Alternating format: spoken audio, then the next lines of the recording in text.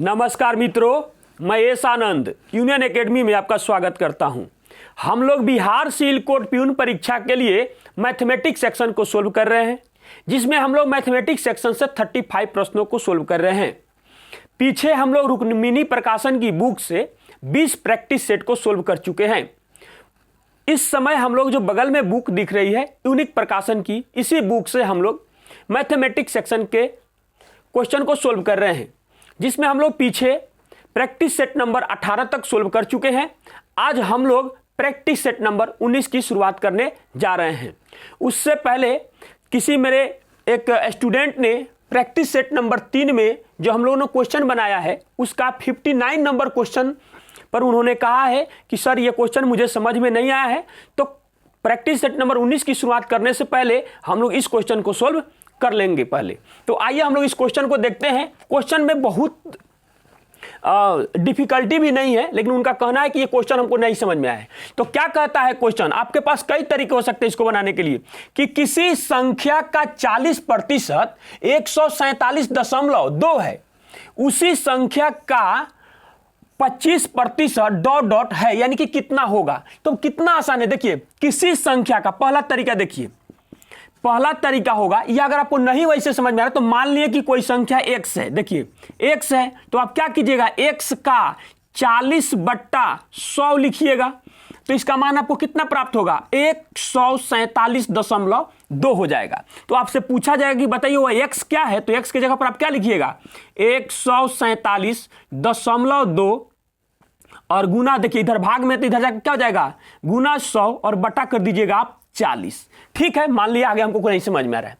तो अब तो ये संख्या ना हमको प्राप्त हो गया, और क्वेश्चन में कहा रहा है कि उसी संख्या का 25%। अब ये टोटल संख्या इसका 25%, इसका अर्थ हो जाएगा आपको कितना कि 25 और बट्टा में 100, ऐसे बन जाएगा। तो देखिए 100 से 100 फिर से फाइनली कट गया। अब उसके बाद यह कटेगा तो कितना हो जाएगा, 5 होगा, और यह कितना हो जाएगा, 8 हो जाएगा। 8 से इसको काट के देखिए तो यह कितना बार में कटता है, यह कटेगा 8 एकम 8, तो बचा कितना 6, 67 बन गया। 8 हटाएं कितना हो जाएगा, 64, तो बन जाएगा 3, और उसके बाद दशमलव भी है, उसके बाद 2 है, यानी दशमलव आप यहां दीजिएगा और कितना हो जाएगा, 8 चौका 32, 18 पच्चे 90, 90 और 2 कितना हो जाएगा, 92। कितना हो जाएगा, 92। देखिए आप कैलकुलेशन करके जिस ऑप्शन में 92 दिया है वही हमारा आंसर हो जाएगा। यह पहला तरीका हुआ है, और हमने जो बनाया है वह परसेंटेज मेथड से। दूसरा तरीका देखिए, चीजें यही है, कुछ एक्स्ट्रा हमने नहीं किया, डायरेक्ट लिखा किसी संख्या का 40%, तो हमने डायरेक्ट लिखा 40% 147.2, इसका मान दिया हुआ है, और हमसे क्या पूछ रहा है, उसी संख्या का 25%, और हमने डायरेक्ट कुछ नहीं लिखा, डायरेक्ट 25% लिख दिया। और 25% से मतलब हुआ देखिए 147.2, इधर गुना में है तो ये क्या हो जाएगा, भाग हो जाएगा, और डायरेक्ट इधर 25 से जब इधर गुना करके लाए हैं तो इधर भी हम लोग 25 से करें। आप ध्यान से देखिएगा तो जो 100 कैंसिल हो गया है वही चीज तो यहां पर भी है, कुछ अलग नहीं है। अब इसका भी जब आप कैलकुलेशन कीजिएगा तो आपको क्या प्राप्त हो जाएगा, 92, और जिस ऑप्शन में 92 दिया है वही हमारा आंसर हो जाएगा। जिनका भी ये क्वेश्चन है, मैं उनसे कहना चाहता हूं कि आप इस बात को आप मैथ से जरूर कहिए कि यूं ही मतवाली नजरों से सबको देखकर यूं न सितम ढाइए, यूं ही मतवाली नजरों से सबको देखकर यूं न सितम ढाइए, हम भी आपके दीवाने हैं, जरा हम पे भी रहम फरमाइए। यानी कि आप मैथ से आप कहिए कि हम भी आपको सोल्व करना चाहते हैं, आप हमसे भी सोल्व हो जाइए। अर्थात इसका आंसर जो होगा ऑप्शन नंबर सी हमारा आंसर हो जाएगा। चलिए हम लोग अब प्रैक्टिस सेट नंबर 19 का पहला प्रश्न देखते हैं, जो आप यूनिक प्रकाशन की बुक में देखिएगा तो 51 नंबर पर यह क्वेश्चन आपको प्रैक्टिस सेट नंबर 19 में मिल जाएगा। आइए हम लोग इस क्वेश्चन को सोल्व करते हैं। एक इलेक्ट्रिक हीटर को 12% के लाभ पर बेचा गया, यदि इसे 5% कम मूल्य पर खरीदा जाता और 180 रुपया कम में बेचा जाता तो 10% का लाभ प्राप्त होता। इलेक्ट्रिक हीटर का क्रय मूल्य कितना है? बहुत आसानी से बनाएंगे हम लोग, ध्यान से देखिएगा। मान लिए कि इलेक्ट्रिक हीटर का क्रय मूल्य जो है 100 रुपया है, तो मान लिए कि x है तो x कर देंगे, और हम लोग करेंगे क्या, विक्रय मूल्य इक्वल टू विक्रय मूल्य, यानी कि SP इक्वल टू SP करेंगे। ध्यान से देखिएगा, करेंगे क्या, ठीक है, 100 रुपया इसका क्या है, क्रय मूल्य है। तो क्या बोला है, एक इलेक्ट्रिक हीटर को 12% के लाभ पर बेचा गया, यानी यह कितना हो जाएगा, 112 और बटा हो जाएगा 100। फिर आगे क्या कहता है, यदि इसे 5% कम में खरीदा गया होता, यानी जो भी यह क्रैमुल है इसमें 5% कम में खरीदने का मतलब हुआ कि 95/100 में खरीदा गया होता जाता और 180 रुपये कम में बेचा जाता। देखिए विक्रैमुल में से 180 रुपया यहां पर भी क्या करेंगे हम लोग, कम करेंगे, तो 10% लाभ प्राप्त होता। अभी भी इसको जब इस तरीके से करता तो 10% का लाभ होता, यानी 110/100 हो जाएगा। बस अब इसको आप कैलकुलेट कर दीजिए, हीटर का क्रैमुल ज्ञात हो जाएगा, यानी कि x का मान ज्ञात कर दीजिए, x मतलब Cp। अब कर दीजिए इसका कैलकुलेशन। देखिएगा ध्यान से कैसे कैलकुलेशन करेंगे, 100 से 100 कैंसिल करेंगे ना, तो यहां पर जो 00 है आप इसका एलसीएम लीजिएगा, उसके बदले में यहां पर 00 आ जाएगा। उसके बाद अब देखिए 1 0 से 1 0 कैंसिल हो जाएगा, उसके बाद यहां कितना हो जाएगा 19 25 95 और यहां हो जाएगा हम लोग के पास 2, यानी अब इसका कैलकुलेशन कीजिए, ऊपर से गुना कीजिए तो कितना हो जाएगा, 19 में 11 से गुना करेंगे तो 9 0 और 1 और 1 कितना हो जाएगा 2, यानी 209 x बराबर, देखिए अब इधर भाग में तो इधर गुना हो जाएगा, कितना हो जाएगा 224, 12 दूना 24, 224 x और माइनस देखिए इससे इधर आके फिर मल्टीप्लाई होगा, 18 दूना 36, यानी कितना हो जाएगा 36,000 हो जाएगा। अब ध्यान से देखिएगा, इसको भेज देंगे इस साइड, हम ठीक है इसी को इस साइड भेज देते हैं, तो जैसे ही इसको भेजेंगे तो कितना का अंतर है दोनों में अंतर है हम लोग के पास 15, कितना का 15x का, तो कितना हो जाएगा -15x, कितना हो जाएगा -15x बराबर -36,000। तो माइनस से तो माइनस कैंसिल हो गया, अब 15 से इसको काट के देखिए, 15 दूना 30 और 15 चौका 60, यहां तक कट गया, अर्थात 2,400 रुपया हमारा आंसर हो जाएगा। यानी कि इलेक्ट्रिक हीटर का क्रय मूल्य 2,400 रुपया जिस ऑप्शन में दिया गया है वही हमारा आंसर हो जाएगा, अर्थात ऑप्शन नंबर बी हमारा आंसर हो जाएगा। चलिए हम लोग अगला प्रश्न देखते हैं, क्वेश्चन नंबर 52। क्वेश्चन नंबर 52 में कहता है कि 15 मापों के माध्य की गणना करने पर 50 सेमी मान प्राप्त हुआ, लेकिन यह पाया गया कि एक माप को 61 सीएम यानी कि 61 सेमी के बजाय 46 सेमी दर्ज किया गया था। सही माध्य सेमी में कितना होगा? ध्यान से देखिएगा, बहुत आसानी से यह क्वेश्चन हम लोगों का बन जाएगा। देखिएगा, सही माध्य हमसे पूछा है, माध्य मतलब औसत होता है, तो औसत बराबर यह भी होता है कि योग बट्टा संख्याओं की संख्या से भाग देना। तो अगर आप दो तरीका हमको दिख रहा है, देखिए पहला तरीका, दूसरा तरीका भी हम आपको बताते हैं। तो देखिए 50 में हम लोग क्या करेंगे, 15 से अगर गुना कर देंगे तो योग निकल गया, और प्लस, ध्यान से देखिएगा क्या बोला है क्वेश्चन में, एक माप को 61 सेमी के बजाय 46 सेमी दर्ज किया गया। हमको वास्तव में लिखना कितना था, 61 सीएम, तो पहले इसको जोड़ेंगे, और नहीं कितना लिखना था 46, यानी यह गलती से लिखा है उसको माइनस करेंगे, सही करना है तो इसको क्या कर देंगे, माइनस कर देंगे, और फिर क्या करेंगे, टोटल संख्याओं की संख्या से भाग देंगे। तो कितना है 15 का, तो 15 ही है संख्या। अब ध्यान से देखिएगा यहां पर कितना का अंतर आ रहा है दोनों में, इस दोनों में अंतर आ रहा है 15 का, तो 15 आप यहां लिख दीजिए, इसका मतलब 15 है। दोनों में से 15 आप कॉमन लीजिएगा तो इस 15 दोनों को यह 15 काट देगा, तो कटा तो यहां पर बच गया 1, यानी कि कितना हो जाएगा 50 और प्लस 1 कितना हो जाएगा 51, अर्थात जिस ऑप्शन में 51 होगा वही हमारा आंसर हो जाएगा। यह पहला तरीका हुआ। लेकिन अगर आप बातों को समझ रहे हैं तो दूसरा तरीका ध्यान से देखिएगा, सही माध्य बराबर डायरेक्ट सीधा जो हमारे पास औसत दिया हुआ है उसको लिख देंगे, या माध्य दिया हुआ है उसको कह सकते हैं, और प्लस उसके बाद में क्या सही क्या गलत इसको लिखेंगे। तो हमको वास्तव में लिखना कितना था, 61 लिखना था, और नहीं कितना लिखना था, 46 को लिखना था। और इसका जो प्रभाव पड़ता है ना, पूरे संख्या पर इसका प्रभाव पड़ता है औसत में। अगर यह रिजल्ट माइनस में आता ना तो इसमें से घटाते, और प्लस में आएगा तो इसी में जोड़ लेंगे, तो 15 का 15 ही हो जाएगा। तो देखिए यहां पर घटाने पर कितना आ रहा है 15 का अंतर, तो कटेगा। कॉम्पिटिटिव एग्जाम में इसी तरीके से प्रयोग किया जाता है कैलकुलेशन को काटने का। +1 हो जाएगा, फिर से तो रिजल्ट वही आना है, 51 हो जाएगा, अर्थात जिस ऑप्शन में 51 दिया गया है वही हमारा आंसर हो जाएगा, अर्थात ऑप्शन नंबर ए हमारा आंसर हो जाएगा। चलिए हम लोग अगला प्रश्न देखते हैं, क्वेश्चन नंबर 53।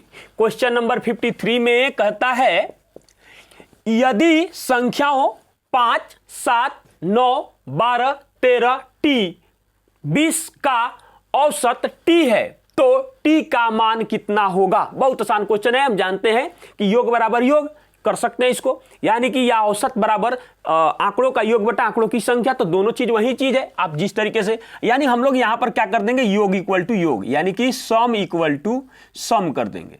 कुछ नहीं है, बहुत आसान है, ध्यान से देखिएगा।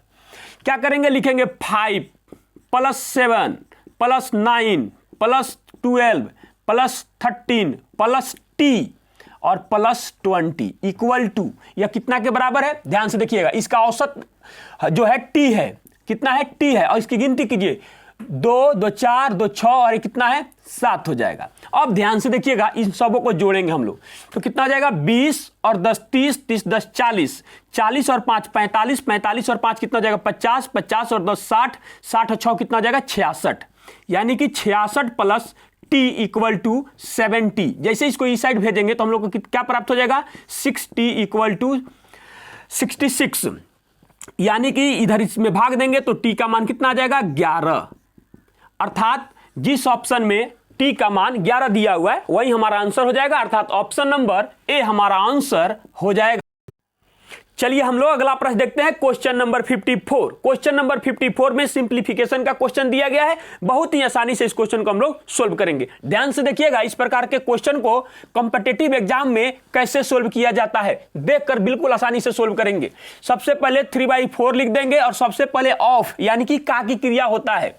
उसके बाद यहां देखिएगा, एक बार में मन में कैलकुलेशन करना सीखेंगे।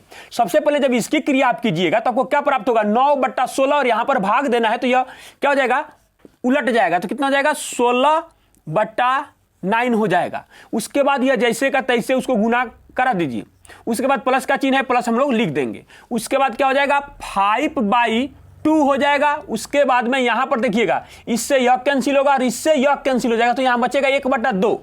यहां पर भी भाग की क्रिया है तो लिख देंगे इसको 2/1। उसके बाद माइनस है तो हम लोग यहां पर माइनस रख देंगे। अब इसको ध्यान से समझने वाली बात है कि इस क्वेश्चन को कैसे सोल्व करेंगे। यहां पर फिर का की क्रिया है तो इससे यह कटेगा तो यहां हम लोग को क्या प्राप्त होगा, 3, यानी यहां पर जो हमारा मान बन के आ रहा है यह आ जाएगा। देखिए इसका और इसका एलसीएम लेंगे, यहां 9 बनेगा तो 9 हो जाएगा। तो यहां क्या हो जाएगा, 3 दूना 6 हो जाएगा, माइनस क्या हो जाएगा, 5, यानी रिजल्ट जो हमारा प्राप्त हो रहा है क्या हो रहा है, यह 1/9 बनेगा और यह माइनस इसमें एंट्री करेगा तो क्या हो जाएगा, माइनस में 1/9 बन जाएगा ऐसे। अब ध्यान से देखिएगा, इससे यह कैंसिल हो जाएगा। उसके बाद में इस 4 से यह कैंसिल हो जाएगा और इससे यह कैंसिल हो जाएगा। तो हम लोग के पास यहां पर ध्यान से देखने वाली बात है कि 16/9 और प्लस में 5 और माइनस 1/9 बच रहा है। अब ध्यान से देखिएगा, इसका भी कैलकुलेशन हम लोग कैसे करेंगे। इसको छोड़ दीजिए और इसमें से घटाइए। जब आप जानते हैं कि हर समान होता है तो अंश डायरेक्ट जुट सकता है और अंश डायरेक्ट घट भी सकता है। तो 16 में से 1 घटेगा तो क्या बच जाएगा, 15, यानी देखिए 5 प्लस ऐसे बनेगा 15/9 बनेगा, ऐसे बन जाएगा। तो इसको आप काट दीजिए, काटेंगे 3 से कटेगा तो यह 5 हो जाएगा और यह कटेगा तो कितना हो जाएगा, 3 हो जाएगा। आप चाहेंगे तो इसको आप डायरेक्ट लिख सकते हैं कि 5.5/3, लेकिन यह ऑप्शन में नहीं दिया हुआ है। तो इसको क्या करेंगे, 5 या 15, 15 अब 5 कितना हो जाएगा, 20, 20/3। जिस ऑप्शन में दिया गया है वही हमारा आंसर हो जाएगा, अर्थात ऑप्शन नंबर बी हमारा आंसर हो जाएगा।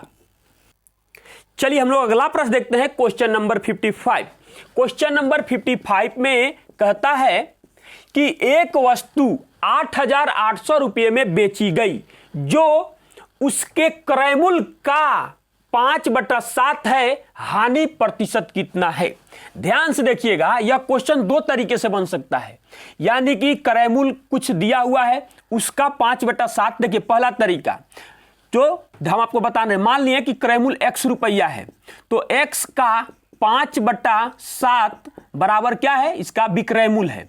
यह जो है अगर उसी x का 5/7 करते हैं तो क्या आ जाता है, 8800 रुपये आ जाता है। तो x का मान ज्ञात करेंगे, एक तरीका हुआ। इसका सहारा लेकर भी हम बना सकते हैं, लेकिन इस क्वेश्चन को हमें कुछ और भी दिख रहा है।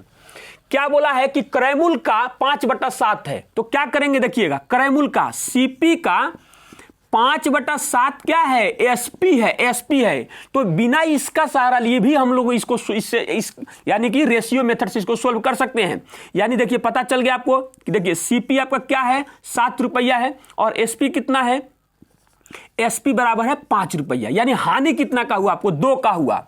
तो 2 बटा कितना पर 7 गुना कितना हो जाएगा, 100% इक्वल टू क्या हो जाएगा 200 और बटा हो जाएगा 7%, यानी कि 7 दूना कितना हो जाएगा हम लोगों का 14, यानी जब इसको तोड़िएगा तो आ जाएगा 28.4/7%। और जिस ऑप्शन में 28.4/7% दिया गया है वही हमारा आंसर हो जाएगा, अर्थात ऑप्शन नंबर सी हमारा आंसर हो जाएगा।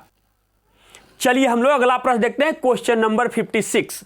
क्वेश्चन नंबर 56 एलसीएम एचसीएफ का सबसे बेहतरीन क्वेश्चन मैं इन सब क्वेश्चन को मानता हूं, उसी से यह क्वेश्चन है। ध्यान से देखिएगा, यदि दो संख्याओं के बीच का अंतर 42 है और उनके लघुत्तम समापवर्त मतलब एलसीएम और महत्तम समापवर्तक एचसीएफ क्रमशः 1729 और 7 है, तो उन दोनों संख्याओं का योग कितना होगा। बहुत आसान है, ध्यान से देखिएगा। तो मान लिए कि हमने को प्राइम नंबर सहभाज्य संख्या ए और बी मान लिया।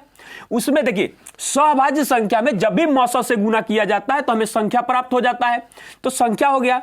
अब संख्या हो गया तो हम जानते हैं कि पहली संख्या गुने दूसरी संख्या बराबर एलसीएम गुना एचसीएफ होता है।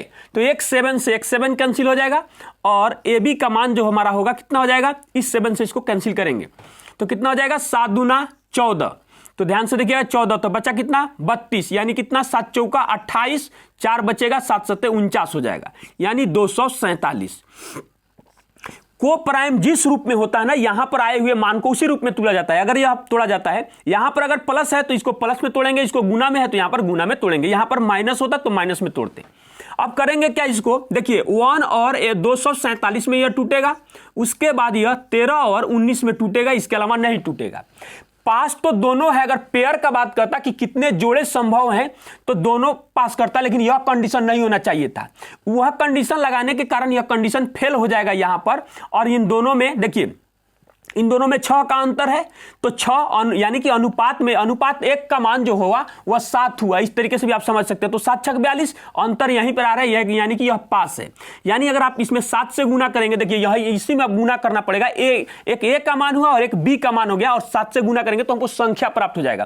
तो 13 सत्ते कितना हो जाएगा, 13 सत्ते 91, 13 सत्ते 91, और यहां कितना हो जाएगा 19 में फिर से 7 से गुना करना पड़ेगा हम लोग को, 19 सत्ते 133, कितना हो जाएगा 133। उसके बाद क्या करेंगे, इन दोनों मान को अब जोड़ देंगे। यही वो दोनों संख्या है जिसमें 42 का अंतर भी होना चाहिए। तो देख लीजिए 9 और ये 33 कितना हो जाएगा 7 चला जाएगा, ठीक है। अब इन दोनों को जोड़ना है, इसी दोनों का योग हमको चाहिए, तो जोड़िए तो कितना आ जाएगा।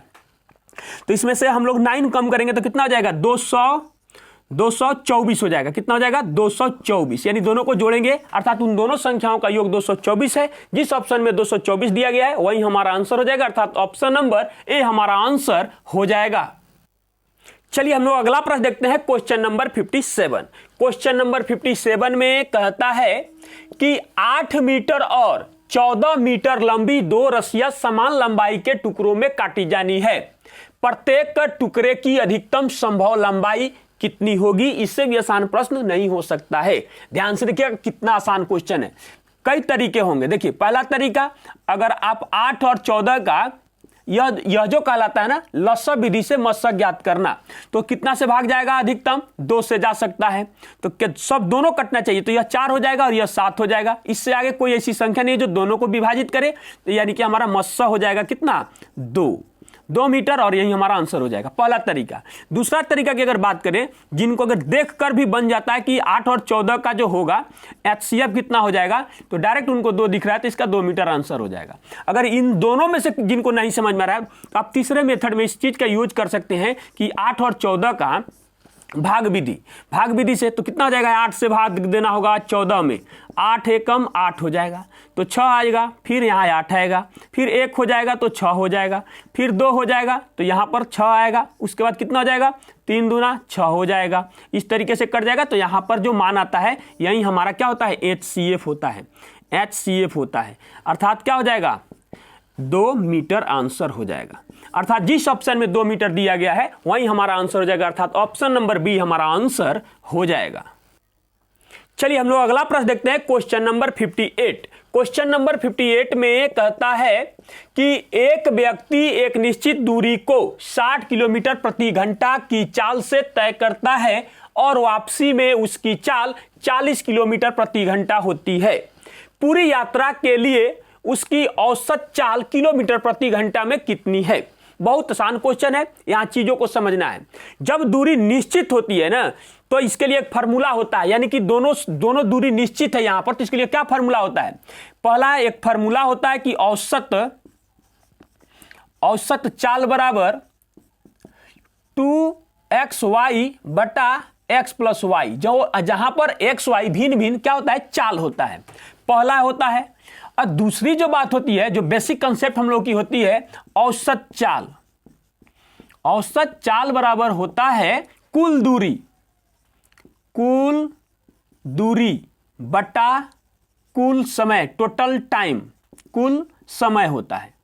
जो इसको वहां पर लगाना, इसी से ये भी निकला हुआ है, लेकिन इसको वहां पर उचित होता है लगाना जहां पर अलग अलग टुकड़ों में दिया होता है। जैसे 5 किलोमीटर किसी और चाल से गया, 10 किलोमीटर किसी और चाल से गया, तो यहां पर डायरेक्ट आप इसका प्रयोग कर सकते हैं। औसत चाल बराबर हम लोग का हो जाएगा, देखिए 2 × 60 × 40 बट्टा, दोनों को जोड़ देंगे तो क्या हो जाएगा? 100 हो जाएगा। 00 से 00 कैंसिल हो जाएगा, तो कितना हो जाएगा? 24 दूना 48, यानी 48 किलोमीटर प्रति घंटा उस व्यक्ति की औसत चाल हो जाएगी। अर्थात ऑप्शन नंबर ए हमारा आंसर हो जाएगा। चलिए हम लोग अगला प्रश्न देखते हैं, क्वेश्चन नंबर 59। क्वेश्चन नंबर 59 में कहता है कि यदि 15% वार्षिक ब्याज दर पर 2 वर्षों के लिए निवेश की गई धनराशि के साधारण ब्याज और चक्रवृद्धि ब्याज, कहता है कि ब्याज को वार्षिक रूप से चक्रवृद्धि किया जाता है, के बीच का अंतर 225 रुपया है, तो वह धनराशि कितनी है? बहुत आसान क्वेश्चन है, ध्यान से देखिएगा। सबसे पहले आप एसआई यानी कि सिंपल इंटरेस्ट में परसेंटेज में यह कितना हो जाएगा, तो देखिए 1 साल में 15%, तो 2 साल में कितना हो जाएगा? 30%। कुछ सोचना ही नहीं है, यानी कि जो भी धन है उसका 30% यह ज्ञात हो जाए, या यह साधारण ब्याज होगा।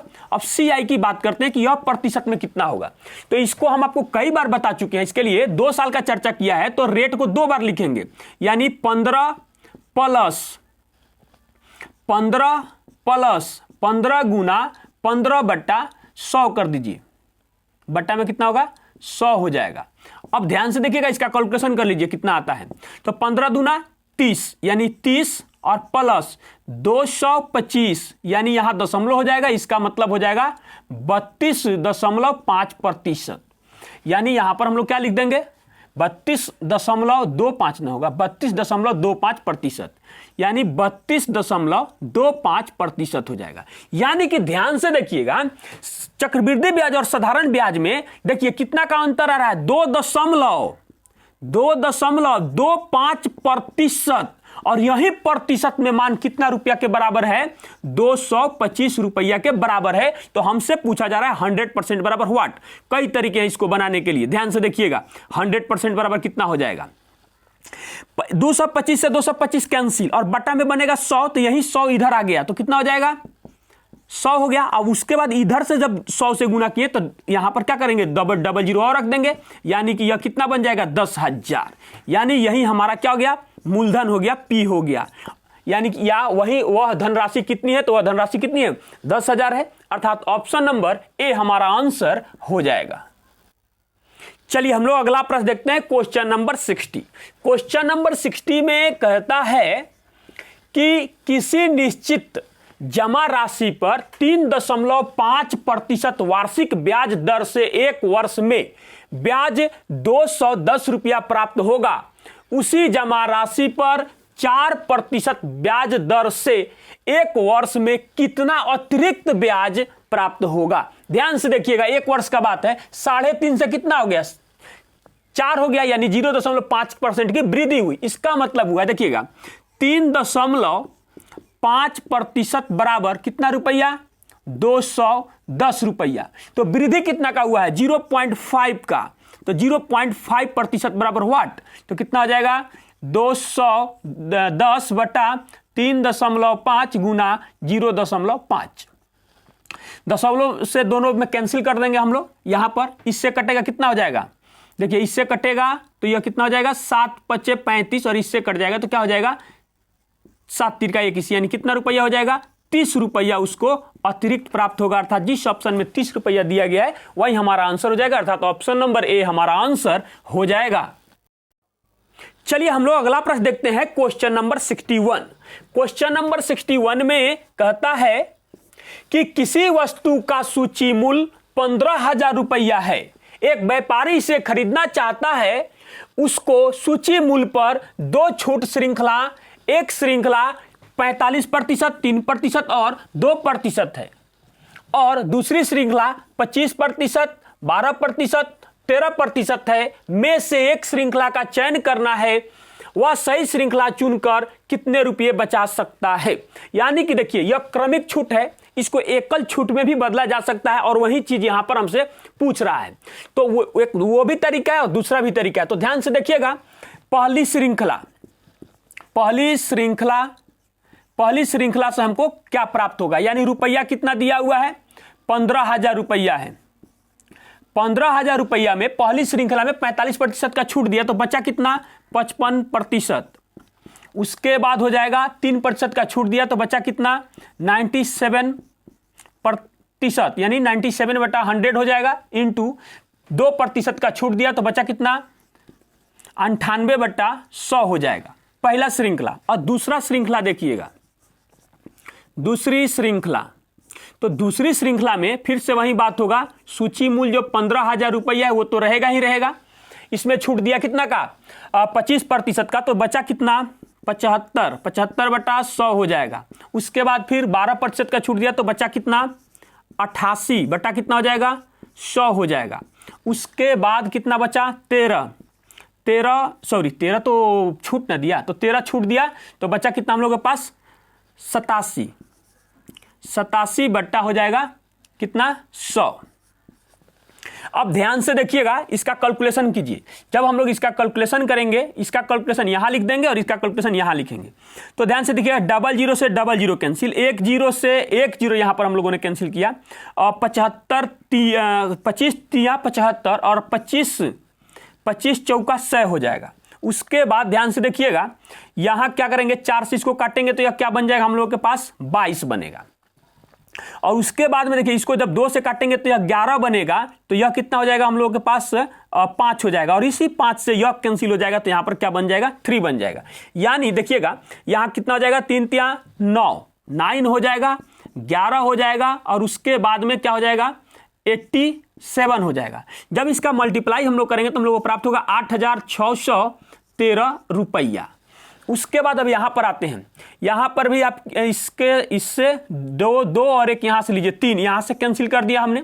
फिर यहां पर जब हम काटेंगे तो यहां पर हम क्या प्राप्त होगा 3 प्राप्त हो जाएगा, 5 × 15 और यहां 2 हो जाएगा।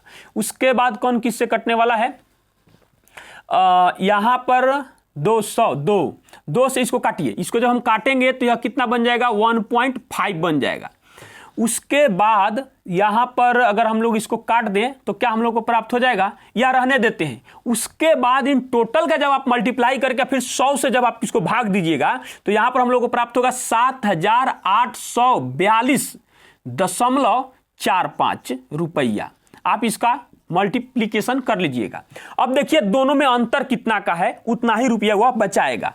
यानी कि हम लोग घटाएंगे 8,613 माइनस 7,842.45, इसमें से जब हम लोग इसको घटाएंगे तो कितना आ जाएगा, देखिए यहां पर दशमलव देना पड़ेगा हम लोगों को, यानी यह हो जाएगा यहां पर दशमलव देकर 00 देंगे ऐसे, तो यह बन जाएगा 10, और 10 में से 5 जाएगा तो क्या आ जाएगा हम लोग के पास 5 आएगा। यह बना 9 में से 4 जाएगा तो क्या हो जाएगा 5 हो जाएगा। उसके बाद देखिए यहां बना 2 में से 2 जाएगा तो हो जाएगा 0। उसके बाद यहां कितना है हम लोग के पास, यह बन जाएगा 11 में से 4 जाएगा तो हो जाएगा हम लोग के पास 7, यह बन गया 15, और 15 में से 8 जाएगा तो हो जाएगा 7, और यह बन गया 7, तो 7 से 7 कैंसिल। यानी वह कितना रुपया बचा सकता है, तो वह रुपया सही चयन का श्रृंखला का चुनाव करके 770.55 रुपया बचा सकता है, अर्थात ऑप्शन नंबर ए हमारा आंसर हो जाएगा। चलिए हम लोग अगला प्रश्न देखते हैं, क्वेश्चन नंबर 62। क्वेश्चन नंबर 62 में कहता है कि चीनी की कीमत 33% बढ़ जाती है। एक परिवार को चीनी के प्रयोग में कितने प्रतिशत कमी करनी चाहिए ताकि व्यय में वृद्धि न हो? बेसिक से भी बनाया जा सकता है, आप जिसको ट्रिक कहते हैं उसका भी सहारा लेकर इसको बनाया जा सकता है। तो ध्यान से देखिएगा, हम इसी का सहारा लेते हैं। तो क्या आ जाएगा, 33% की वृद्धि हो जाती है तो कितने प्रतिशत की कमी किया जाए, पता नहीं, x यही है, और माइनस 33 गुना x बटा 100, यानी कि रिजल्ट 0, यानी कोई प्रभाव नहीं हो, ताकि व्यय में, खर्च में वृद्धि नहीं होना चाहिए। अब इसका हम लोग को कैलकुलेशन कर देना है। जब इसके साथ यहां भेजेंगे तो यह क्या बन जाएगा, 100, और यह कितना हो जाएगा, माइनस 133x बटा कितना हो जाएगा, 100 इक्वल टू, इसको भेज देंगे इस साइड तो माइनस में हो जाएगा ऐसे, तो इससे तो यह कैंसिल हो जाएगा, अर्थात x बराबर क्या हो जाएगा, 3300 बटा 133। जब आप इसको भाग दीजिएगा तो ये जानते हैं कितना बार में कट जाएगा, यह कटेगा 24.81%, यानी इतने प्रतिशत को क्या होना चाहिए, उस चीनी के प्रयोग में इतना प्रतिशत की उसको कमी होना चाहिए, अर्थात ऑप्शन नंबर डी हमारा आंसर हो जाएगा। चलिए हम लोग अगला प्रश्न देखते हैं, क्वेश्चन नंबर 63। क्वेश्चन नंबर 63 में कहता है कि एक दुकानदार ने 60 किलोग्राम चावल 42 रुपये प्रति किलोग्राम की दर से खरीदे और उसमें 52 रुपये प्रति किलोग्राम की दर वाला 120 किलोग्राम चावल मिला दिया। 20% का लाभ अर्जित करने के लिए उसे मिश्रण को किस दर पर बेचना चाहिए? तो सबसे पहले मिश्रण का रेट क्या है ये पता करेंगे। इसको पता करने के लिए जो भी हमारा क्वांटिटी है उसमें गुना कर देंगे, किससे, जो हमारा रुपया है उससे, और प्लस फिर कितना हो जाएगा, 52 गुना 120। उसके बाद हम लोग इसमें भाग देंगे, दोनों के वजन को जोड़ देंगे, यानी दोनों केजी को, कितना हो जाएगा, 180। तो यह अब इसको जोड़ घटा इसका करके हम भाग देंगे 80 से ना, तो हमारा 1 केजी का रेट क्या हो रहा है वो पता चल गया। उसके बाद में 20% का हमको लाभ चाहिए ना, तो 120 और बटा कर देंगे 100। अब इसका जो कैलकुलेशन करेंगे पूरा हम कैलकुलेशन कर लेंगे तो हमारे 1 केजी का मिश्रण का 20% मुनाफा के साथ, जो लाभ के साथ पता चल जाएगा। ध्यान से देखिएगा, 1010 जब कॉमन लेंगे तो यहां पर यह कैंसिल हो जाएगा। उसके बाद में 10 से 10 यहां पर कैंसिल हो गया, और यहां पर देखते हैं, देखिए 6 से इसको काटेंगे तो यहां पर 1 आएगा। उसके बाद में जब 6 से इसको काटेंगे तो यहां पर 2 आएगा। उसके बाद या चाहते तो इसमें से हम ले भी सकते थे कॉमन, कोई बात नहीं, तो कट गया। तो यहां से देखिए दोनों में से 6 के बाद काटे हैं तो ये कितना बार में 3 से कटा, और 3 से यह कट जाएगा तो कितना हो जाएगा, 4 हो जाएगा। यानी कि हम लोग इसको क्या कर सकते हैं, 4 से इसमें गुना करेंगे तो देखिए 4 दूना 8 हो जाएगा और 4 चौका 16 हो जाएगा। अब प्लस देखिए इससे जब मल्टीप्लाई करेंगे तो यह 4 दूना पहले ही 8 बनेगा, कितना हो जाएगा, 4 दूना 8 बनेगा। यानी जब यह 8 बनेगा तो 8 दूना 16, 8 दूना 16 का 6 हो जाएगा, तो हासिल कितना हो जाएगा, 1 हो जाएगा, और 8 5 40 और कितना हो जाएगा, 41 हो जाएगा। और बट्टा में क्या हो रहा है, 10 हो रहा है।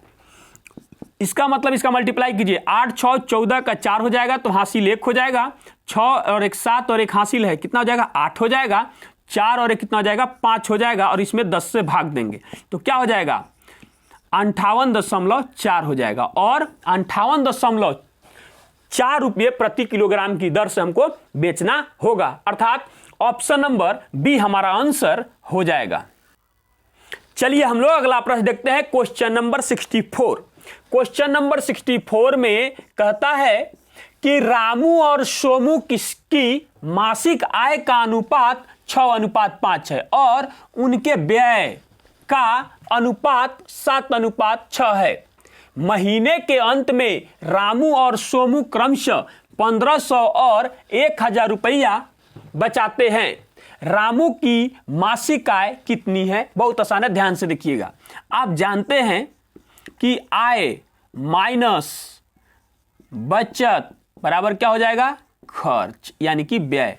बस इसी पे सजा दीजिए, हम लोग का आंसर हमारे सामने होगा। ध्यान से देखिएगा, आय किस अनुपात में है, तो 6x अनुपातिक मान लगा दीजिए और यह हो जाएगा 5x, और यह कितना बचाता है, 1500 रुपया बचाता है, और यह कितना बचाता है, 1000 रुपया बचाता है। तो इनके लोगों के खर्च का अनुपात कितना है, 7/6 है। कर दीजिए इसका कैलकुलेशन, कितना हो जाएगा, यह इधर जाके मल्टीप्लाई हो जाएगा तो कितना हो जाएगा,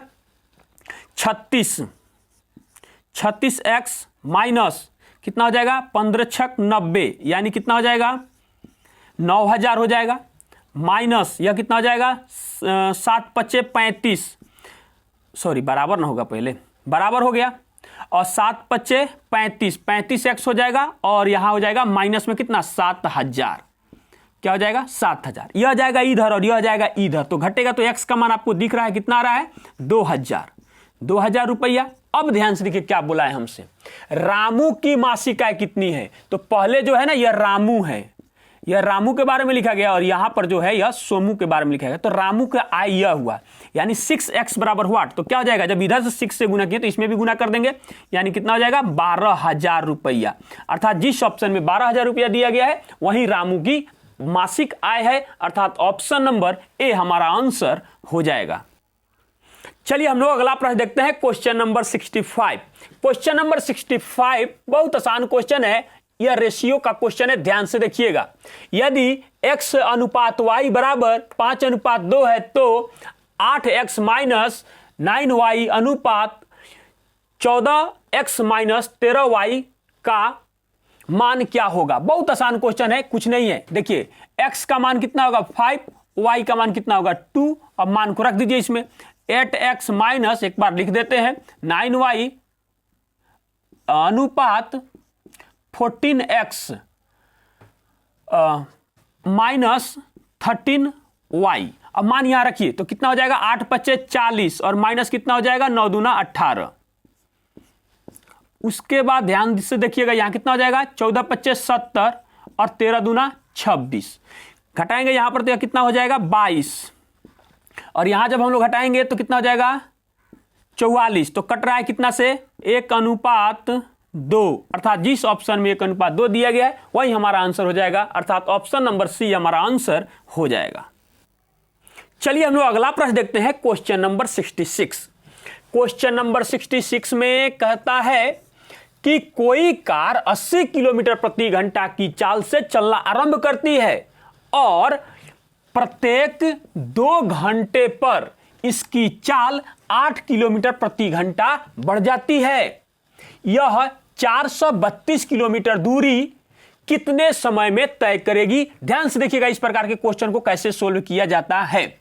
तो देखिएगा 80 किलोमीटर प्रति घंटा का इसका चाल है, तो अब पहले घंटा 80 किलोमीटर प्रति घंटा के चाल से चलेगी, फिर दूसरे में भी चलेगी, और 2 घंटा बीत गया, 2 घंटा बीत गया तो इसका चाल 8 किलोमीटर प्रति घंटा बढ़ गया, यानी कितना की स्पीड से चलेगी, 88, फिर प्लस कितना हो जाएगा, 88। इस प्रकार के क्वेश्चन को इसी तरीके से बनाया जाता है, जोड़ जोड़ को चेक किया जाता है। जब ये दोनों चल लिया तो कितना हो जाएगा, 160, और प्लस यहां कितना हो जाएगा, 8 8 16 का 6 हो जाएगा, 16 और 1 हो जाएगा 17। फिर आगे बढ़ाएंगे इसको, यानी कितना हो जाएगा, लगभग 300 आगे चल लिया। आगे बढ़ा के देखते हैं कितना आता है। तो हो जाएगा, देखिए अगला फिर 8 बढ़ेगा तो कितना हो जाएगा, 96। कितना हो जाएगा, 96, प्लस कितना हो जाएगा, 96। अब जोड़ कर चेक कीजिए तो क्या पूरा हो रहा है। तो 6 6 12, 12 का 2 हो जाएगा, तो हासिल कितना हो जाएगा, 1 हो जाएगा। 9 1 10, 10 7 17, 17 और 3 20, और 3 कितना हो जाएगा, 23। 23 का कितना हो जाएगा, 3, तो हासिल कितना हो जाएगा, 2 2 और 3 और 1 कितना हो जाएगा, 4, यानी किलोमीटर पूरा कर गया। इस प्रकार के क्वेश्चन को इसी तरीके से बनाया जाता है। तो ध्यान से देखिए कितने घंटा लगा इसको, 1 घंटा, 2 घंटा, 3 घंटा, 4 घंटा, 5 घंटा, यानी 432 किलोमीटर दूरी तय करने में उसको 5 घंटे का समय लगेगा। अर्थात जिस ऑप्शन में 5 घंटा दिया गया है वही हमारा आंसर हो जाएगा, अर्थात ऑप्शन नंबर सी हमारा आंसर हो जाएगा। चलिए हम लोग अगला प्रश्न देखते हैं, क्वेश्चन नंबर 67। क्वेश्चन नंबर 67 में कहता है कि किसी स्कूल में लड़कियों और लड़कों की संख्या का अनुपात 8:7 है। यदि लड़कियों और लड़कों की संख्या में प्रतिशत वृद्धि क्रमशः 10% और 20% हो जाए तो नया अनुपात कितना होगा। बहुत आसान क्वेश्चन है। G for girl, B for boy. अब ध्यान से देखिएगा किस अनुपात में है, 8:7 के अनुपात में है। लड़कियों में 10% की वृद्धि हो जाती है, यानी 110 बट्टा यह 100 हो जाएगा, और इसमें कितना का वृद्धि हो जाता है, 20%, यानी 120 बट्टा 100 हो जाएगा, 120 बटा 100 हो जाएगा। तो ध्यान से देखिए, तो इससे यह कैंसिल हो गया, 0 से 0 कैंसिल हो जाएगा, यह कटेगा तो 2 हो जाएगा, तो यह कटेगा तो 3 बन जाएगा, यानी कितना हो जाएगा, 11 दूना 22 और 7 तिरका 21, यानी कि नया अनुपात जो होगा 22:21 होगा, और जिस ऑप्शन में है वही हमारा आंसर हो जाएगा, अर्थात ऑप्शन नंबर डी हमारा आंसर हो जाएगा। चलिए हम लोग अगला प्रश्न देखते हैं, क्वेश्चन नंबर 68। क्वेश्चन नंबर 68 में कहता है कि किसी संख्या से 55 घटाने पर यह स्वयं की 80% रह जाती है। मूल संख्या का 4/5 ज्ञात कीजिए। बहुत आसान क्वेश्चन है, ध्यान से देखिएगा। मान लीजिए कोई संख्या x है, इसमें से 55 घटाने पर यह संख्या स्वयं की 80% का अर्थ होता है 4/5 रह जाती है। इसको भेजिए इस साइड और ये जाएगा इस साइड। देखिए जैसे इसको इस साइड भेजिएगा तो x माइनस, एक बार लिख देते हैं ताकि आपको समस्या कम हो, और 4x/5 इक्वल टू कितना हो जाएगा, 55। देखिए यहां जाएगा तो 5, और 5 में से 4 घटेगा तो क्या बचेगा, x/5 इक्वल टू कितना हो जाएगा, 55, अर्थात x बराबर क्या हो जाएगा, 55 गुना 5। अब ध्यान से सुनिए क्या बोला है, मूल संख्या का, तो मूल संख्या हमारा यही हुआ, तो मूल संख्या का यानी कि संख्या का कितना चाहिए हमको, 55 गुने 5 का 4/5 चाहिए। तो देखिए इससे यह कट गया तो कितना हो जाएगा, 20, और ये बन गया 20, यानी 220, अर्थात जिस ऑप्शन में 220 दिया गया है वही हमारा आंसर हो जाएगा, अर्थात ऑप्शन नंबर ए हमारा आंसर हो जाएगा। चलिए हम लोग अगला प्रश्न देखते हैं, क्वेश्चन नंबर 69। क्वेश्चन नंबर 69 में कहता है कि 50%, 30% और 20% की 3 क्रमिक छूटों के समतुल्य एकल छूट कितनी होगी। बहुत आसान क्वेश्चन है, ध्यान से देखिएगा। इसके लिए एकल छूट बनाने के लिए एक फॉर्मूला भी होता है, a + b minus a into B और बट्टा हो जाएगा 100। इसका सहारा लीजिएगा तब भी बनेगा, दूसरा भी तरीका है। तो पहला तरीका पहले हम लोग बना लेते हैं, इन दोनों को एक साथ पकड़ेंगे तो कितना हो जाएगा, 50 + 30 माइनस 50 गुना 30 और बट्टा हो जाएगा 100। कर दीजिए इसका सॉल्यूशन, तो इन दोनों को मिलाएंगे तो एकल छूट पहले कितना होता है, तो देखिए यह हो जाएगा 80, और यहां से 00 से यह कैंसिल हो गया तो बन गया 15, घटाएंगे तो कितना हो जाएगा 65। अब इसको और इसको एक साथ लेंगे 20 को, फिर लीजिए कितना हो जाएगा 65 + 20 माइनस 65 गुना 20 और बट्टा हो जाएगा 100। अब ध्यान से देखिएगा फिर इसको कैसे कैलकुलेट करेंगे हम लोग। देखिए इसमें से 5 देंगे इसको तो 100 बना देगा, 100 से यह कैंसिल हो गया तो बचा कितना यहाँ पर 13। अब 13 इसमें से घटा देंगे तो बचेगा 7, और जोड़ देंगे इसमें तो कितना हो जाएगा 72, यानी कितना % का छूट ये हो रहा है, एकल छूट जो है टोटल का समतुल्य छूट 72% के बराबर है। ऐसे तो लग रहा है 100% है, लेकिन नहीं वैसे नहीं है। अब दूसरा तरीका भी देखिएगा ध्यान से, इसको बनाने के लिए मान लीजिए कि 100 है और 100 में 50% का छूट दिया गया तो बचा कितना 50%, तो क्या लिख देंगे 50/100। फिर जो बचा इस पर 30% का छूट दे रहा है तो बचा कितना 70, तो 70 बटा कितना हो जाएगा 100। फिर टोटल इस टोटल पर दे रहा है कितना 20% का छूट, इसका मतलब बचा कितना 80%, 80 बटा कितना हो जाएगा 100।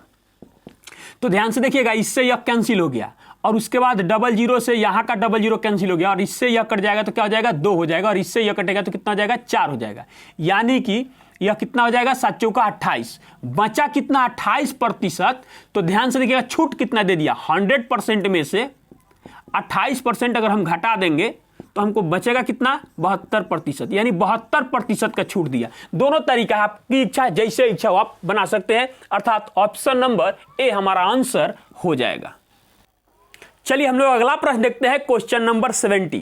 क्वेश्चन नंबर 70 में कहता है कि 10 क्रमागत विषम संख्याओं का औसत 46 है, सबसे छोटी और सबसे बड़ी संख्या का औसत ज्ञात कीजिए। जब भी इस प्रकार का क्वेश्चन दिया हो कभी भी और फिर से दोबारा पूछ रहा हो कि सबसे बड़ी और सबसे छोटी संख्या का औसत ज्ञात कीजिए, तो वही संख्या हो जाएगा 46, हमारा आंसर हो जाएगा। लेकिन इसको बनाएंगे कैसे, इसको भी आप देख लीजिए। क्या बोला है 10 क्रमागत 1 2 3 4 5 6 7 8, 9, 10 ऐसे आप लिख सकते हैं।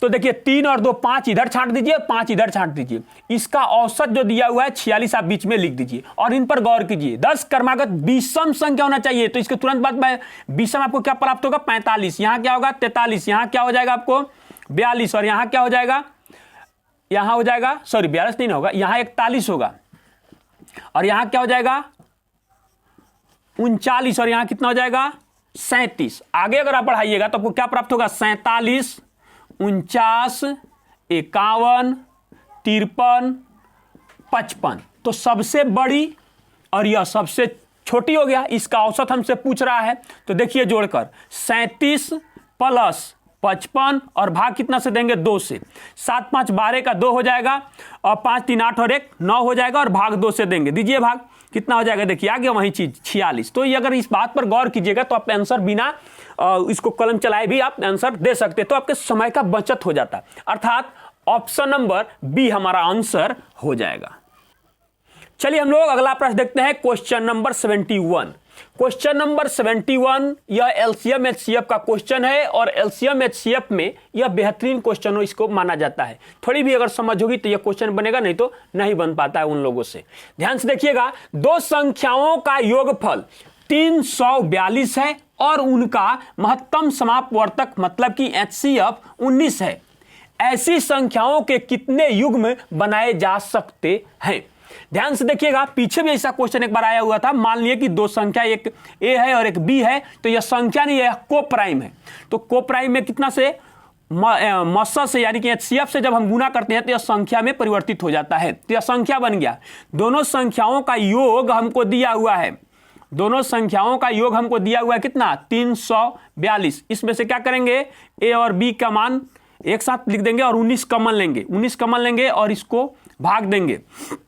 तो भाग दीजिए, 19 एक कम कितना हो जाएगा 19 और देखिए यहां बचेगा कितना 15, 15 पर 2 आएगा 152, 19 अट्ठे 152 यानी कि हो जाएगा ए प्लस, इसको कैंसिल कर दीजिए यहां से, ए प्लस बी का जो मान होगा हमारा कितना हो जाएगा 18 होगा। अब इसको तोड़िए, यहां पर जिस रूप में होता है उसी रूप में इसको तोड़ा जाता है। क्या क्या आप कीजिएगा कि 18 बन जाएगा, तो 1 और 17 जोड़ेंगे तब भी 18 होगा, 2 और 16 को जोड़ेंगे तब भी 18 होगा, 3 और 15 को जोड़ेंगे तब भी होगा, 4 और 14 को जोड़ेंगे तब भी होगा, 5 और 13 को जोड़ेंगे तब भी होगा, 6 और 12 को जोड़ेंगे तब भी होगा, 7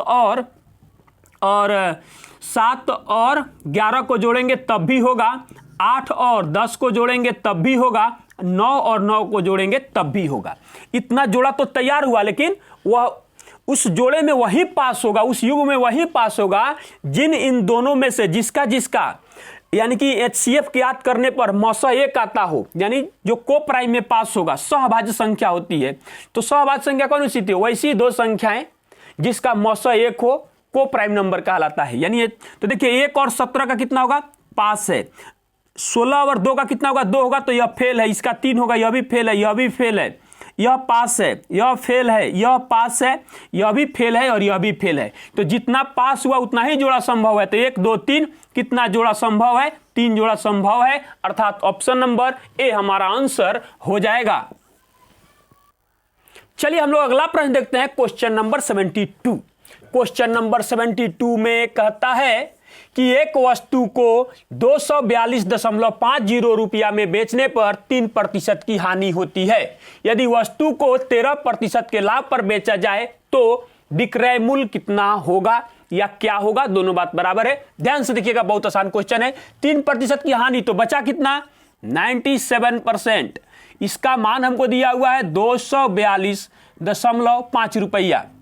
हमको चाहिए कितना 113% का लाभ चाहिए, तो 113% बराबर हुआ क्या हो जाएगा 242.5 गुना 113 और बटा कितना हो जाएगा 97। जब आप इसको कैलकुलेट करके भाग दीजिएगा तो आएगा 282.5 रुपया और जिस ऑप्शन में दिया गया है वही हमारा विक्रय मूल्य अर्थात वही हमारा आंसर हो जाएगा, अर्थात ऑप्शन नंबर डी हमारा आंसर हो जाएगा। चलिए हम लोग अगला प्रश्न देखते हैं, क्वेश्चन नंबर 73। क्वेश्चन नंबर 73 में कहता है कि एक दुकानदार ने अपने स्टॉक का 1/4 हिस्सा 25% के लाभ पर और शेष स्टॉक को 19% के लाभ पर बेचा, उसका कुल लाभ प्रतिशत ज्ञात करे। बहुत आसान क्वेश्चन है, ध्यान से देखिएगा। मान लिए उसके टोटल जो स्टॉक है का उसका मूल्य जो है सीपी है वह 100 रुपया के है, 100 रुपया के बराबर है। तो इसका 1/4 हिस्सा कितना होगा? 25 होगा। टोटल एसपी हम लोग यहां से ज्ञात कर लेंगे। तो 25 होगा और 25 को किस लाभ पर बेच रहा है? 25% के लाभ पर, यानी कितना हो जाएगा? 125 और बटा हो जाएगा 100 और प्लस कितना? 75 बचा। 75 गुना कितना हो जाएगा? 119 और बटा कितना हो जाएगा? 100 हो जाएगा। बस हो गया। अब इसका कैलकुलेशन कर लीजिए। तो यह कितना हो जाएगा? 25 चौका 100 हो जाएगा। उसके बाद में यहां पर हम लोग का कितना हो जाएगा? यह बनेगा 3, तो यह हो जाएगा हम लोग के पास कितना? यह हो जाएगा 4, यानी कि यह हो जाएगा 125 बटा हो जाएगा 4 और प्लस यहां कितना हो जाएगा? 19×57 यानी 357 बटा कितना हो जाएगा? 4 हो जाएगा। यह टोटल हमारा क्या है? एसपी है, यानी विक्रय मूल्य है। तो पहले जोड़ लीजिए इसको। 7 5 12 का कितना हो जाएगा? 2 हो जाएगा। उसके बाद कितना हो जाएगा? 7 5 12 का 2 हो जाएगा। उसके बाद यह कितना हो जाएगा? 5 2 7 और 1 कितना हो जाएगा? 8 हो जाएगा। उसके बाद हम लोग के पास कितना आ जाएगा? 3 और 1 कितना हो जाएगा? 4 और भाग जाएगा कितना से? 4 से। तो इसका टोटल मान ज्ञात कीजिए। 4 एकम 4, 4 दूना, उसके बाद 0 हो जाएगा। उसके बाद कितना हो जाएगा? 4 5 20 हो जाएगा। अब ध्यान से देखिएगा, हमारा सीपी कितना है? 100 रुपया का है। बढ़ोतरी कितना का हो गया इसमें? यह कितना का मान बन गया? 20 का।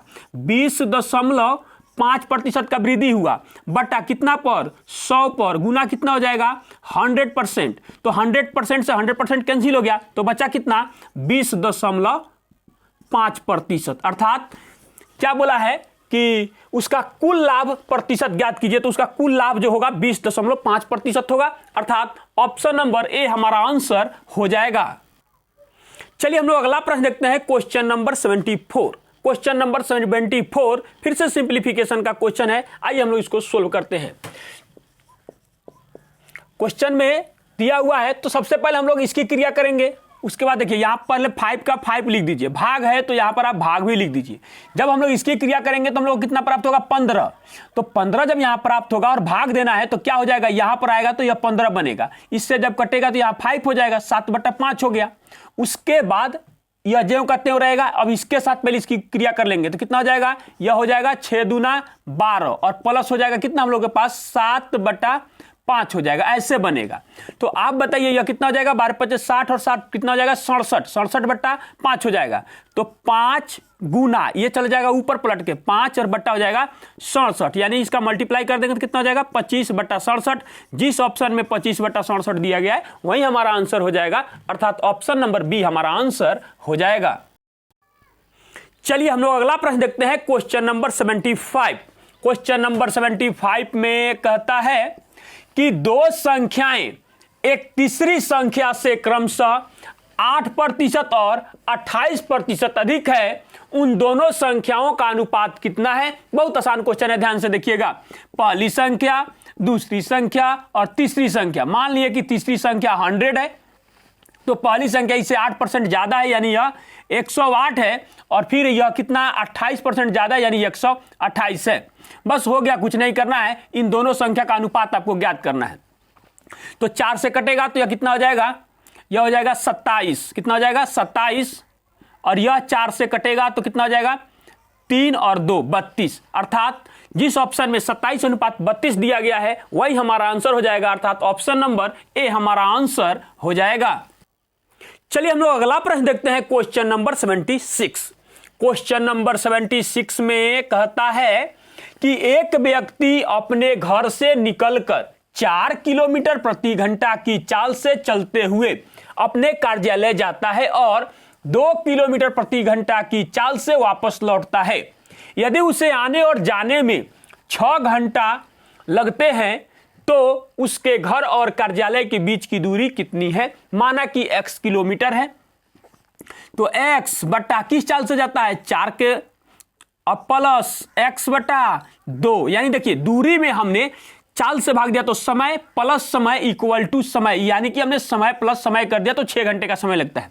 भेजिए इसको यहां पर, कितना हो जाएगा 2 और ये कितना हो जाएगा 4, यानी कि 6x बटा 4 गुना 2 बराबर 6, 6 से 6 कट जाएगा तो x बराबर कितना आ जाएगा 8 किलोमीटर। अर्थात जिस ऑप्शन में 8 किलोमीटर दिया गया है वही हमारा आंसर हो जाएगा, अर्थात ऑप्शन नंबर ए हमारा आंसर हो जाएगा। चलिए हम लोग अगला प्रश्न देखते हैं, क्वेश्चन नंबर 77। क्वेश्चन नंबर 77 में कहता है कि 2800 रुपया मूल्य वाले जूतों की एक जोड़ी पर एक जूता कंपनी 25% और 42% की 2 क्रमिक छूटें देती है। जूतों की जोड़ी का अंतिम विक्रय मूल्य रुपया में कितना होगा। बहुत आसान क्वेश्चन है, ध्यान से देखिएगा। लिखेंगे 2800 गुना, देखिए पहले 25% का छूट दिया तो बचा कितना 75%। तो 75% को आप चाहे तो 3/4 भी लिख सकते हैं या 75/100 लिखिए, कोई फर्क नहीं पड़ने वाला है। उसके बाद 42% का छूट दिया है तो बचा कितना 58/100 हो जाएगा, 58%। आप कैलकुलेशन इसका कर दीजिए, जो आंसर आएगा वही हमारा आंसर हो जाएगा। तो देखिए 25 से नहीं काट, 00 से 00 कट जाएगा और 25 3 75 और 25 चौका 100, इससे यह कितना कट जाएगा 7 चौका 28, यानी आ गया हम लोग के पास कितना 7 3 का 21 गुना 58 कर दीजिए इसका मल्टीप्लाई, इससे इसमें मल्टीप्लाई करेंगे तो 8 का 8 हो जाएगा, 8 दूना 16 4 20 और 1 21, 21 का 1 हो जाएगा तो हासिल कितना हो जाएगा 2 हो जाएगा, 5 दूना 10 और 2 कितना हो जाएगा 12, अर्थात 1218 रुपया उसका अंतिम विक्रय मूल्य होगा। जिस ऑप्शन में 1218 रुपया दिया गया है वही हमारा आंसर हो जाएगा, अर्थात ऑप्शन नंबर ए हमारा आंसर हो जाएगा। चलिए हम लोग अगला प्रश्न देखते हैं, क्वेश्चन नंबर 78। क्वेश्चन नंबर 78 में कहता है कि P किसी कार्य के 1/3 भाग को 6 दिनों में पूरा कर सकता है और Q उसी कार्य के 1/4 भाग को 9 दिनों में पूरा कर सकता है। यदि दोनों एक साथ कार्य करते हैं और उन्हें कुल मिलाकर 210 रुपये का अग्रिम भुगतान किया जाता है तो Q को कितने रुपये मिलेंगे। बहुत आसान क्वेश्चन है, ध्यान से देखिएगा। पहले लिखिएगा P, फिर लिख दीजिएगा Q, पहले ऊपर लिखिएगा टाइम, नीचे लिखिएगा इफिशियंसी। तो ध्यान से देखिएगा पहले कि P किसी कार्य के 1/3 भाग को 6 दिनों में करता है तो एक कार्य को कितने दिन में करेगा तो 6 3 का 18 दिन में करेगा। यहां आ जाइए, यह 1/4 भाग को 9 दिनों में करता है तो एक भाग को कितने दिनों में करेगा तो 9 चौका 36।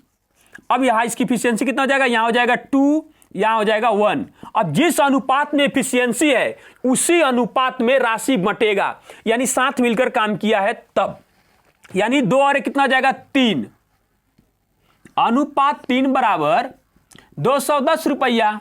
तो अनुपात 1 बराबर कितना हो जाएगा, क्योंकि हमको Q के बारे में ही पूछा गया और अनुपात 1 से ही मतलब है। तो देखिए काट दीजिए, कितना हो जाएगा 3 सत्ते 21, यानी 70 रुपया, अर्थात जिस ऑप्शन में 70 रुपया दिया गया है वही हमारा आंसर हो जाएगा, अर्थात ऑप्शन नंबर ए हमारा आंसर हो जाएगा।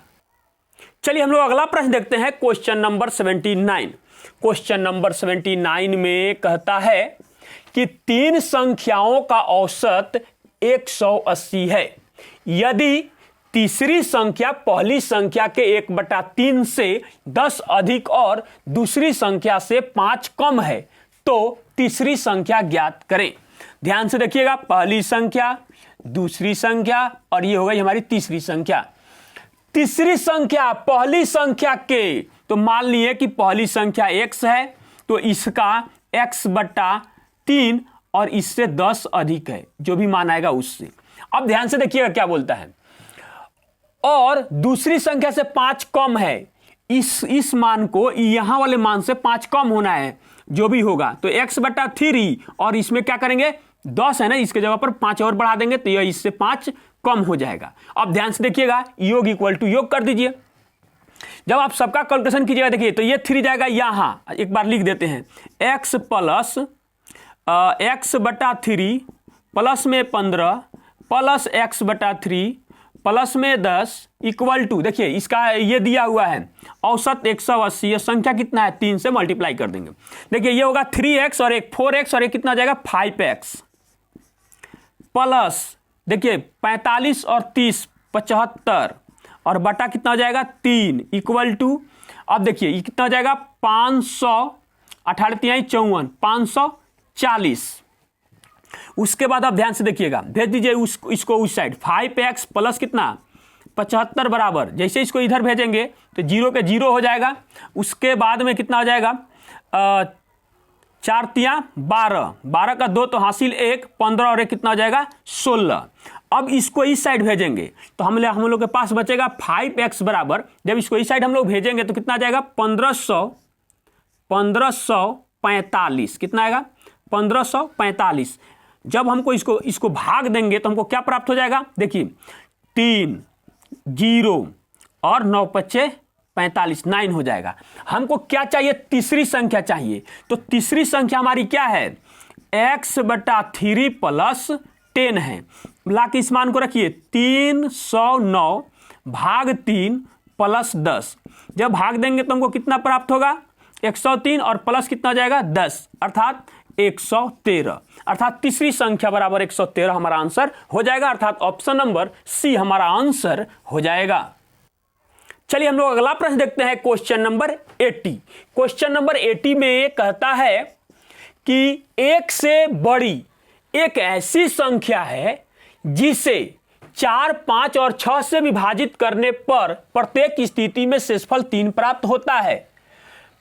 500 से छोटी वह सबसे बड़ी संख्या ज्ञात कीजिए जो इस स्थिति को संतुष्ट करती हो। ध्यान से देखिएगा, सबसे पहले क्या करेंगे कि 4, 5 और 6 का एलसीएम ज्ञात करेंगे। तो इसका एलसीएम कितना हो जाएगा 2 गुना 3 गुना हो जाएगा 5 और हो जाएगा 2, यानी कितना आ जाएगा 60।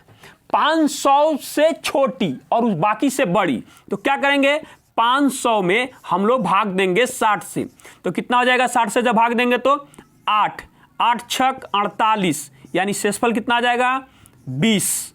तो इसमें से कम कर देंगे हम लोग 20 को, यानी कितना हो जाएगा हम लोग के पास 500 माइनस 20 अर्थात 480। यह वह संख्या है 500 से छोटी और उसमें भी बड़ी जो 4, 5 और 6 से विभाजित होगी। लेकिन क्या बोला है प्रत्येक स्थिति, यानी कि प्रत्येक स्थिति में शेषफल 3 होता है। तो इसमें क्या करेंगे प्लस को हम लोग 3 जोड़ देंगे, यानी 483 वह संख्या है जो इस स्थिति को संतुष्ट करती है, अर्थात ऑप्शन नंबर बी हमारा आंसर हो जाएगा। चलिए हम लोग अगला प्रश्न देखते हैं, क्वेश्चन नंबर 81। क्वेश्चन नंबर 81 में कहता है कि एक दुकानदार ने 600 संतरे और 400 केले खरीदे। उसने पाया कि 30% संतरे और 18% केले सड़े हुए हैं। अच्छे फलों का प्रतिशत ज्ञात कीजिए। बहुत आसान क्वेश्चन है, ध्यान से देखिएगा। तो अच्छा फल, देखिए 600 में से आपको 30% सड़ा निकल गया, तो बचा कितना 70%। तो 7 छक 42, यानी 420 अच्छे फल हैं। उसके बाद ध्यान से देखिएगा, देखिए 18% सड़ा हुआ निकला हुआ है, तो बचा कितना परसेंट 82%, यानी कि 82 गुना 4 कर दीजिए ना, तो 4 गुना कितना हो जाएगा 8 और 8 चौका 32, यानी कि 328 केले अच्छे हैं। अब पूरे का परसेंटेज चाहिए, तो टोटल लीजिए कितना हो जाएगा, जोड़ेंगे तो 1000 गुना कितना हो जाएगा 100%। कर दीजिए बाकी का कैलकुलेशन, 00 से 00 कैंसिल, इसको जोड़कर एक अंक के बाद दशमलव दे दीजिए। 8 का 8 हो जाएगा, 4 का 4 हो जाएगा, 7 का 7 हो जाएगा, यहां पर दशमलव दे देंगे तो हमें हमारा आंसर आ जाएगा, यानी 74.8% अच्छे फल हैं, अर्थात ऑप्शन नंबर ए हमारा आंसर हो जाएगा। चलिए हम लोग अगला प्रश्न देखते हैं, क्वेश्चन नंबर 82। क्वेश्चन नंबर 82 में कहता है कि एक विक्रेता 20 रुपये में 12 की दर से कैंडी खरीदी और 12 रुपये में 6 की दर से बेच दी। उसका प्रतिशत लाभ या हानि ज्ञात कीजिए। ध्यान से देखिएगा, इस क्वेश्चन को बनाने के लिए बहुत ही आसान तरीके हैं। रुपया हमेशा ऊपर, वस्तु नीचे, जो भी हो। और एसपी किस रेट से करता है 12 की दर से 6 में बेचता है। इसको इधर मल्टीप्लाई करा दीजिए, इसको इधर मल्टीप्लाई करा दीजिए, तो रुपया में बदल जाएगा, यानी 120 रुपया में कोई सामान खरीदा है, 12 बढ़ा 144 रुपये में बेच दिया है। इससे इसको कितना फायदा हुआ है 24 रुपया का। कितना पर 120 गुना कितना हो जाएगा 100%। ध्यान से देखिएगा, इससे एक कैंसिल हो गया और इससे कटेगा तो यह 2 हो जाएगा, अर्थात 10 दूना 20% का उसको क्या हुआ है, लाभ हुआ है। अर्थात जिस ऑप्शन में 20% लाभ दिया गया है वही हमारा आंसर हो जाएगा, अर्थात ऑप्शन नंबर ए हमारा आंसर हो जाएगा। चलिए हम लोग अगला प्रश्न देखते हैं, क्वेश्चन नंबर 83।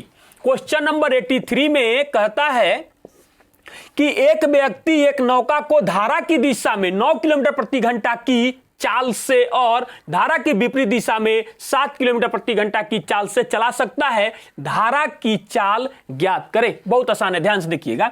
मान लीजिए कि यह कोई हमारे पास नदी है, तो जो पानी बह रही है ना उसी को धारा कहते हैं। यह इसका धारा हुआ, तो धारा को मान लीजिए y किलोमीटर प्रति घंटा की चाल से यह बह रही है।